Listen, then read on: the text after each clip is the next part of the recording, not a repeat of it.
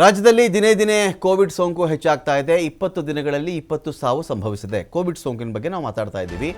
1240ಕ್ಕಿಂತ 1240ಕ್ಕಿಂತ ಅಲ್ಲಿಗಿಂತ ಹೆಚ್ಚಿನ ಕೇಸ್ಗಳು ಇಲ್ಲಿವೆ. 1240 ಅದಕ್ಕಿಂತ ಜಾಸ್ತಿ ಕೇಸ್ ಇದೆ ಇಲ್ಲಿ ಅಂತ ವಿಕಾಸಸೌಧದಲ್ಲಿ ಆರೋಗ್ಯ ಸಚಿವ ದಿನೇಶ್ ಗುಂಡೂರಾವ್ ಸಭೆಯನ್ನು ಮಾಡಿದ್ದಾರೆ. ಕೋವಿಡ್ ನಿಯಂತ್ರಣ ಸಭೆಯನ್ನು ಗುಂಡೂರಾವ್ ನಡೆಸ್ತಾ ಇದ್ದಾರೆ.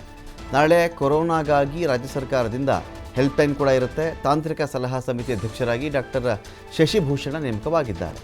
20 ಸಾವಿನಲ್ಲಿ 10 ಜನರ ಸಾವಿನ ಆಡಿಟ್ ರಿಪೋರ್ಟ್ ರೆಡಿಯಾಗಿದೆ ಕೂಡ.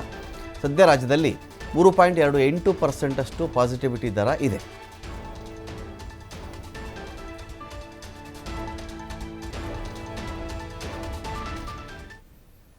ಕೋವಿಡ್ ಬಗ್ಗೆ ಜಾಸ್ತಿ ತಲೆ ಕೆಡಿಸ್ಕೊಳ್ಬೇಡಿ ಅಂತ ಎಲ್ಲರೂ ಮಾತಾಡ್ತಾ ಇರ್ತಾರೆ. ಆದರೆ ದಿನೇ ದಿನೇ ಸಾವಿನ ಸಂಖ್ಯೆ ಕೋವಿಡ್ ವಿಚಾರದಲ್ಲಿ ಹೆಚ್ಚಾಗ್ತಾ ಇದೆ. 20 ದಿನಗಳಲ್ಲಿ 20 ಸಾವಾಗಿದೆ. ದಿನಕ್ಕೆ ಒಂದು ಲೆಕ್ಕ ಆವ್ರೇಜ್.